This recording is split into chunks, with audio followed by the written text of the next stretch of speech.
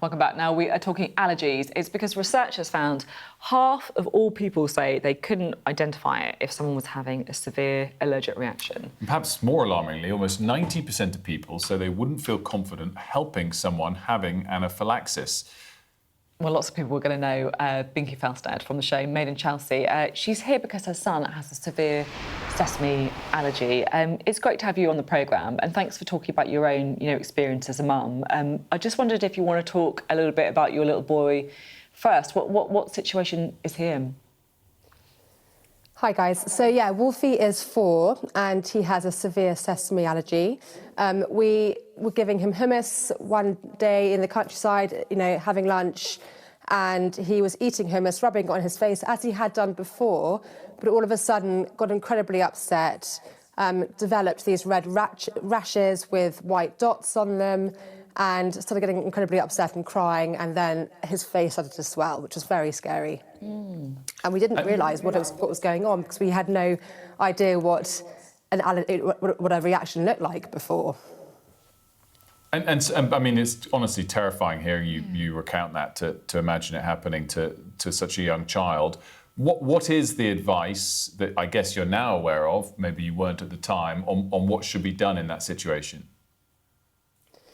Well, we rushed him straight to a pharmacy. We didn't know where we were. We were in the middle of the country, as I said, and the pharmacist came out to look at him, and he was only a toddler, and he saw his mouth and his eyes, the half of his face was swollen, and he said, right, let's give him Piriton and let's call an ambulance straight away. And thank goodness there was an ambulance on their lunch break having lunch, and they came within 2 minutes, if not sooner, and they gave him the adrenaline device and rushed him to hospital where he was monitored for the next 7 hours. Absolutely terrifying. But of course, now we know those early signs of anaphylaxis and we now know what to do. So we carry an adrenaline device everywhere we go now. So it's really important, isn't it, about knowing the signs? This is why you're here. This is why people listening should take advice on it as well. Because as you say, it doesn't always happen, from birth. It can be something that you develop as well. So what are the signs? What are the signs of anaphylaxis? So swelling, itchy throat. Wolfie starts coughing. He starts complaining of an itchy throat, tummy ache. But you can see the visual reaction is red rashes with little white dots on potentially, swelling of the mouth, the eye, and then he is sometimes very sick as well. But you can just tell, small children, they get incredibly upset. And, the scary thing is, obviously, the airways becoming swollen and blocked, and then the unthinkable may happen. So it's very, very important, and everyone knows. And I guess it's more broadly a point that whether it's from sesame seeds or nut allergies, obviously or less rare, these conditions can exist more widely than perhaps people expect. And I guess there's a tone as well where a lot of people might be not dismissive intentionally about how serious they can be, but just slightly unaware about how serious some of these allergies can be. And that's why we're encouraging people to speak to their broader friends and family about allergies and what were to happen, what could you do to help if there were to be an anaphylaxis, because it is life-threatening. And of course, with the Christmas, festivities going on, going to people's houses, you just got to be reaction ready. Carry your adrenaline device wherever you go so you can help someone, just in case. We've got some pictures of Wolfie that, with your permission, we were going to show. And look, he looks absolutely adorable, even in that condition. So that is that the swelling that you're talking about, Binky? Yes, the one with his face. Yeah, you can see his face is most of it's swollen, and that's where it's quite scary because, of course, if his mouth is swelling, his tongue is swelling, then everything else is swelling, and that will block his airways.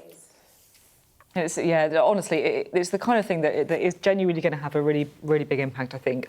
Just showing the pictures and talking about it and getting the warning signs around.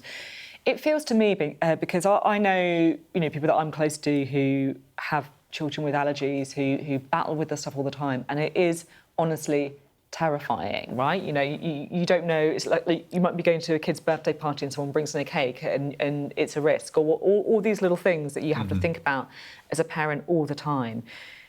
I just wonder, do you think there needs to be more done in terms of public information campaign or some sort of contact with the NHS to help parents be more aware of this kind of thing?